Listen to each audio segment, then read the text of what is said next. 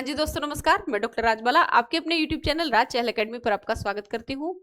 मित्रों, जैसा कि आप जानते हैं कि हमारी एचएट पीजीटी हिंदी की कक्षाएं चल रही हैं और जिसमें हम निरंतर आपके पाठ्यक्रम में शामिल जो रचनाएं हैं उन पर व्याख्यात्मक रूप से चर्चा करते हैं। धर्मवीर भारती की ये जो काले मेघा पानी दे, इसकी भूमिका जो है वो आपको मिल चुकी होगी और आज हम बात करते हैं इसके मूल संस्मरण पर हम चर्चा करेंगे। ठीक है, किसके द्वारा लिखा गया है? ये धर्मवीर भारती के द्वारा लिखा गया है। ठीक है, और धर्मवीर भारती दूसरा सप्तक के कवि थे। धर्मवीर भारती जो है वो दूसरा सप्तक के कवि थे और इन्होंने क्या है, इन्होंने अंधा युग, गुनाहों का देवता, ठीक है, सात गीत वर्ष, ठंडा लोहा, इस तरह के की जो है वो बहुत सी महत्वपूर्ण रचनाएं हिंदी साहित्य को दी हैं। इन सब पर हम बहुत चर्चा कर चुके हैं, बहुत व्याख्यात्मक रूप से। ठीक है, तो आज हम इनके संस्मरण पर बात करेंगे जिसका नाम है काले मेघा पानी दे। और ये जो है वो किस पर आधारित है? ये जो है वो लोक प्रचलित मान्यताएं और विज्ञान के द्वंद्व पर ये आपका संस्मरण आधारित है। उन लोगों के दो नाम थे, इंद्रसेना या मेढक मंडली, बिल्कुल एक दूसरे के विपरीत। जो लोग उनके नग्न स्वरूप शरीर, उनकी उछल कूद, उनके शोर शराबे और उनके कारण गली में होने वाले कीचड़ कांदों से चिढ़ते थे, वे उन्हें कहते थे मेढक मंडली। और उनकी अगवानी गलियों से होती थी, उनकी अगवानी गालियों से होती थी। यानी कि जो लोग हैं, ये जो इंद्र सेना है, इसको जो है वो क्या कहते थे? मेढक मंडली कहते थे। यहाँ से प्रश्न बन सकता है कि इंद्र सेना को किस नाम से जाना जाता था? मेढक मंडली के नाम से जाना जाता था। और लोग इनकी अगवानी किसके माध्यम से करते थे? ये भी संगत असंगत में पूछा जा सकता है कि मेढक मंडली या इंद्र सेना की अगवानी लोग कैसे करते थे? फूलों से करते थे, गीतों से करते थे, है ना, या फिर गालियों से करते थे? तो इनकी अगवानी जो है वो गालियों से होती थी। यानी लोग गालियां निकालते थे कि बेफालतू में कीचड़ कर देते हैं, इधर उधर घूमते रहते हैं, काम धंधा कोई है नहीं, सोने भी नहीं देते। इस तरह से वे होते थे 10-12 बरस से 16-18 बरस के लड़के। ये भी पूछा जा सकता है संगत असंगत में कि उनकी आयु क्या होती थी। 10-12 बरस से 16 से लेकर के 18 बरस तक के लड़के उसमें इंद्र सभा में शामिल होते थे, इंद्र सेना में। सांवला नंगा बदन, सिर्फ एक जांघिया होता था और कभी कभी सिर्फ एक लंगोटी बांध करके वो रहते थे। एक जगह वो सारे इकट्ठे हो जाते थे।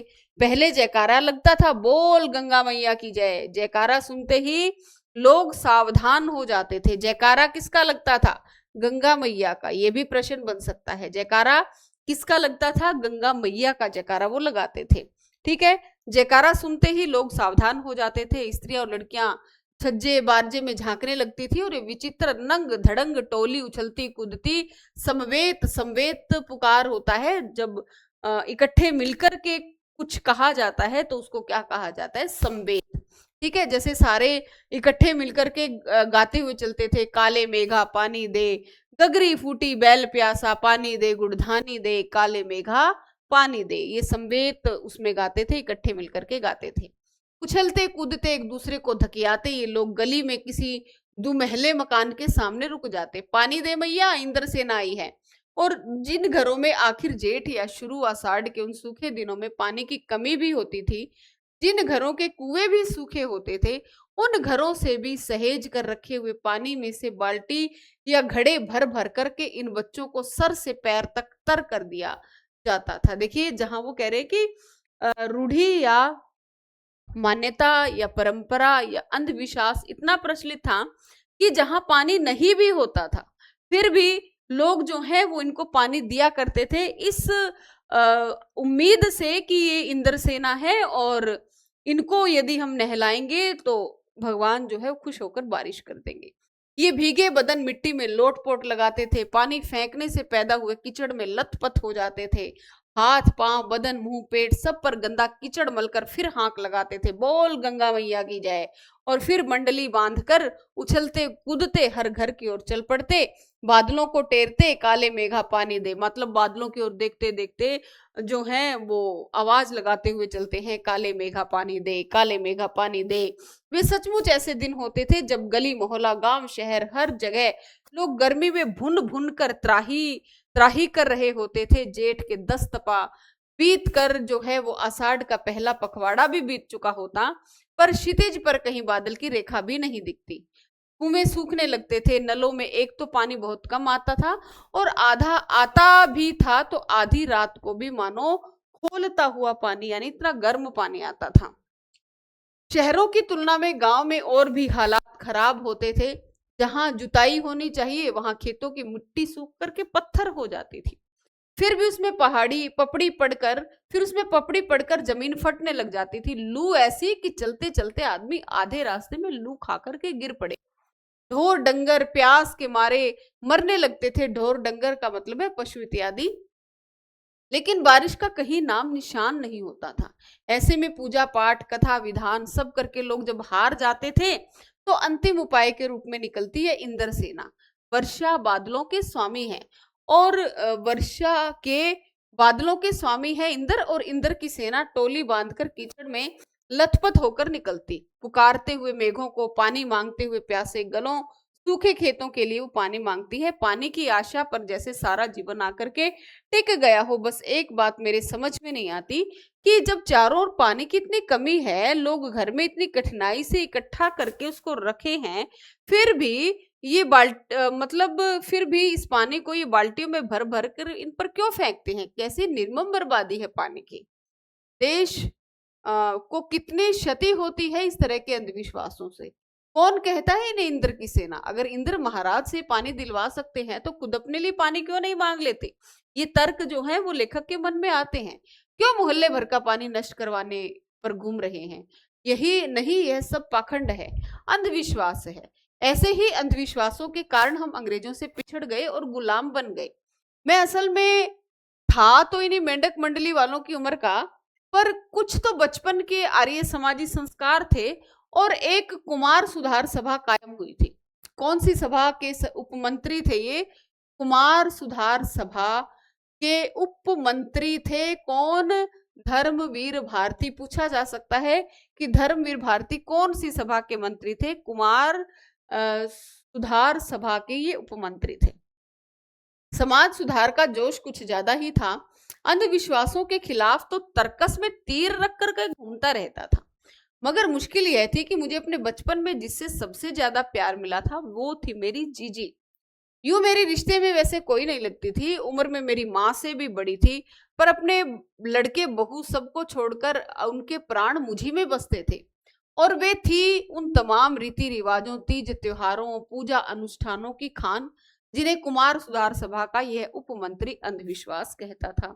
कि मेरी जीजी जो है वो इन सब बातों को बहुत ज्यादा मानती थी और उन्हें जड़ से उखाड़ फेंकना वो चाहता था। कि वो लेखक कहते हैं कि मेरा उन चीजों में बिल्कुल भी विश्वास नहीं था और कुमार जो सुधार सभा है उसका मेरे ऊपर, मेरे विचारों के ऊपर बहुत ज्यादा प्रभाव था। पर मुश्किल यह था कि उनका कोई पूजा विधान, कोई त्योहार अनुष्ठान मेरे बिना पूरा ही नहीं होता था। दिवाली है तो गोबर और कोड़ियों से गोवर्धन और सतिया बनाने में मैं लगा हूँ। जन्माष्टमी है तो रोज 8 दिन की झांकी तक को सजाने और पंजीरी बांटने में मैं लगा हूँ। हर छठ है तो छोटी रंगीन कुल्हियों में भुजिया मैं भर रहा हूँ।